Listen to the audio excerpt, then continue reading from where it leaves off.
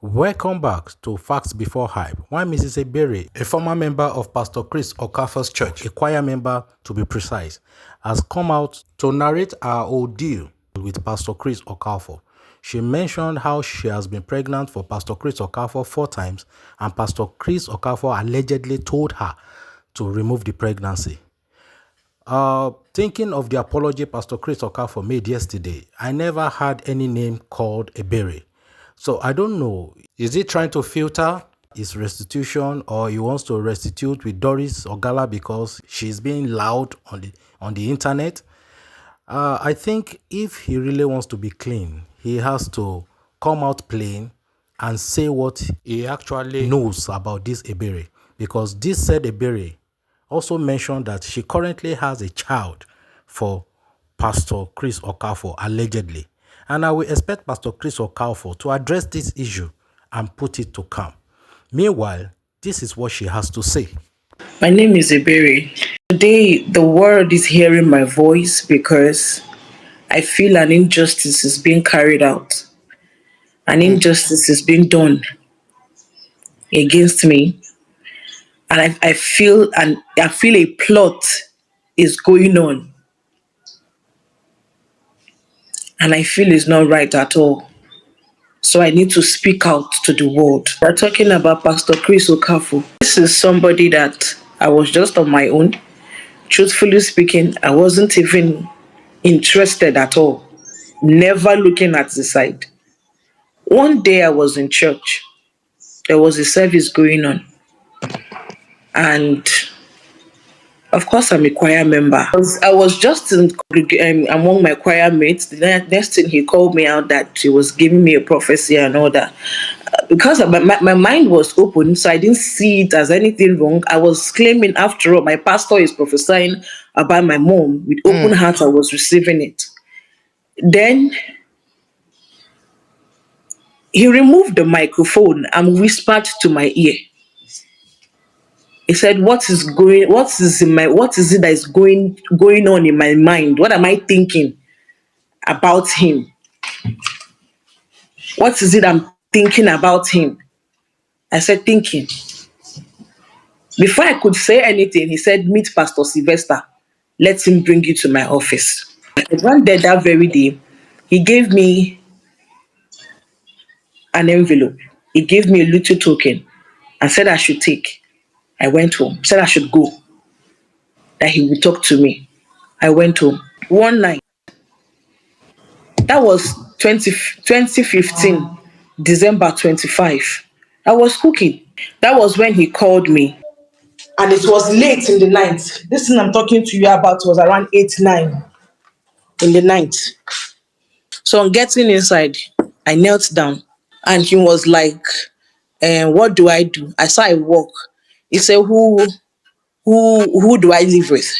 I said, I stay with my elder brother. He was like, okay. That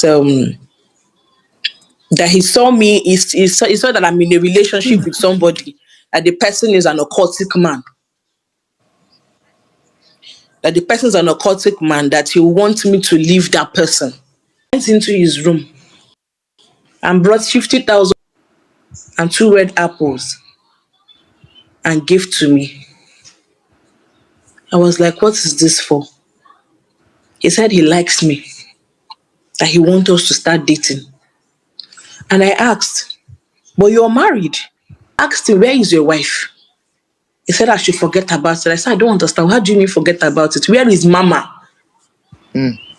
He said we should forget it. The whole house was empty. He said they've traveled for Christmas, that he will be joining them for after 31st night.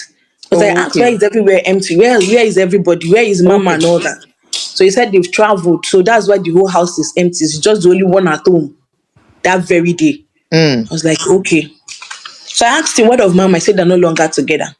That I should not forget to leave that work where I work. I said, okay, fine, no problem. Then one day he invited me again. I can't remember that particular date, and that was the first day we made out. That day his PA was around, Pastor Tony was around. Now I got there, Pastor Tony was downstairs. He took me upstairs.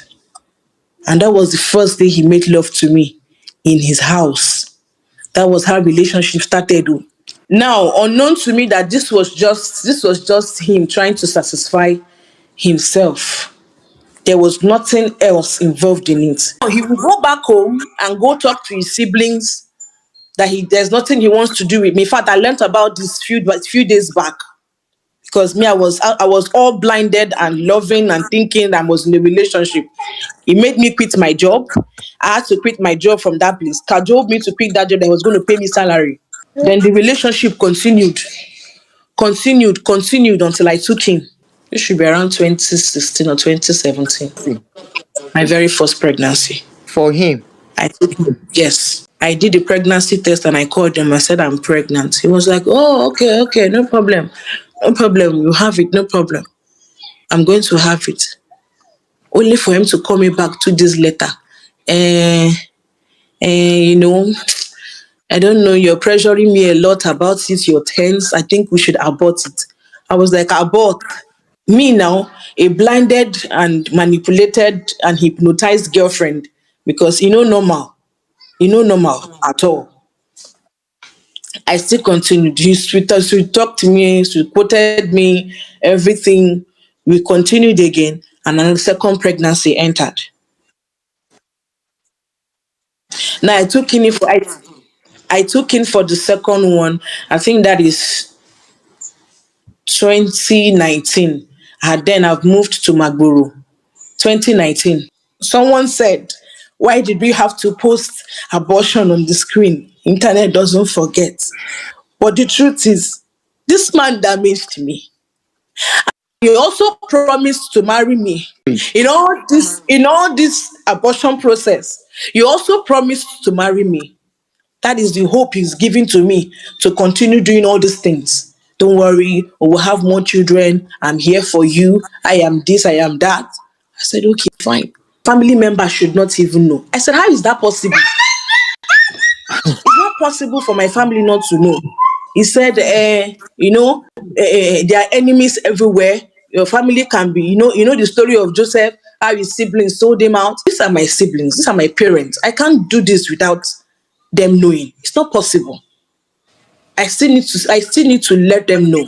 As a boyfriend now, I have been aborting and aborting and aborting.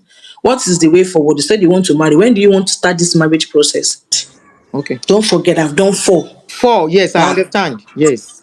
Yes. Now I said I wasn't going to do anything again with him sexually until he's ready to do what is right. If he truly wants it, then let him come out and do what he wants to do. He came to the house. When he came to the house, he said he wants to make out. I said, but I've not. He said, no. Now why will I refuse him for making out with me? Is it not my husband? I said, Any woman will fall for that. For someone that has done introduction, okay, we are proceeding into marriage. And what have I been looking for? Okay, no problem. Yes. So that was how we had sex that produced this child. Because the argument of the paying of dowry was still going on. The argument of dowry payments was still going on. It was from 200. He said you're going to be 500. I said this thing is not even going to go. Remember, you're not even going to be around. This is virtual. The introduction was done virtually, and you acknowledge that they should drink. That you are the husband. You're from Anambra State, and you told them where you're coming from. You said they should go ahead and drink. So 500,000 naira, I think is just too small. He said I should take it like that. I should go and convince them. This one, like I said, you don't have to sound like you're doing me a favor. Then when I realized I was pregnant, I told him. I was scared at first because I know one thing he always told me is, come on, Bele. Go and come out. Because my mom self had already started asking me how far, because they don't know that I'm even sleeping with this man, not to talk of. They don't know he even comes close to me because they idolize him one kind of way that he's not doing anything like that. They don't know that I've gone through hell and back. That argument ensued. It was like I should remove it. Again? And I called him. Exactly. I said, I cannot remove this one. He said, we are not ready for it. I said, when are we going to be ready? We just crossed the border. Like, this is no longer a boyfriend and a girlfriend relationship. You've gone to do introduction, Abby, and you told them you want to marry me. And you told them you want to marry me. So how else again do you want me to go and start doing abo? It's not, it doesn't make sense. If you really want to marry me, then let me keep this one. Let me keep this one. I don't think I want to go through this. I don't want to go through this. Let me keep this particular child of mine. Don't let me go through this. This man insisted I must. So that was when I opened up to my mother. I said, this man wants me to abort it. I'm back and daddy said you should abort pregnancy. I said, Mommy, he said I should abort this pregnancy. That I should take it out. He said, no, my daughter, you cannot take it out. That was when I opened up to my mother. That mom said, don't do it. I have Your mama done go 4. shout. My mother screamed. He said, you did 4. 4, who did you tell? Mm. Who did you tell? Each time I went to the hospital, I have receipts. I have pregnancy results, test results. I saw someone asking me if I have evidence. I have pregnancy test result. I posted.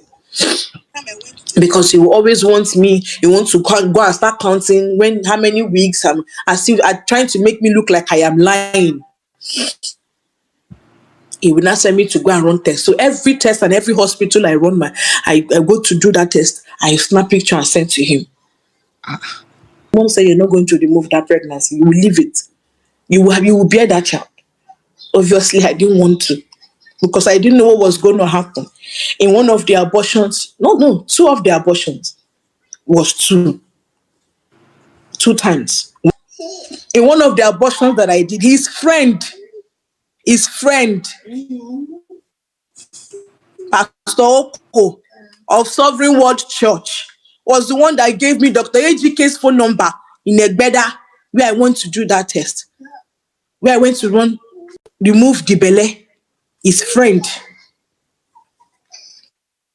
Dr. Ejike, yes, in Ebere. I should call him to do it. I got there to do it. They did the first one. I went home. I thought it has gone. 2 weeks later, I started feeling nauseous again. The belle did yet. It's 2 because the first one was removed. There were twin pregnancy. That twin pregnancy came in 2 times. Twins. It came in two, like twins in two different times in this Twins line of twice. 4 abortions. Twice. Twins twice. Ebere said the purpose of her coming out now is for Pastor Chris Okafor to take responsibility of her son, that son belongs to Pastor Chris Okafor, and she's ready to do any DNA test to prove the paternity of her son. Facts before hype. We always bring you the latest update. Kindly subscribe to our channel, like this video, share, and drop a comment. Thanks for watching.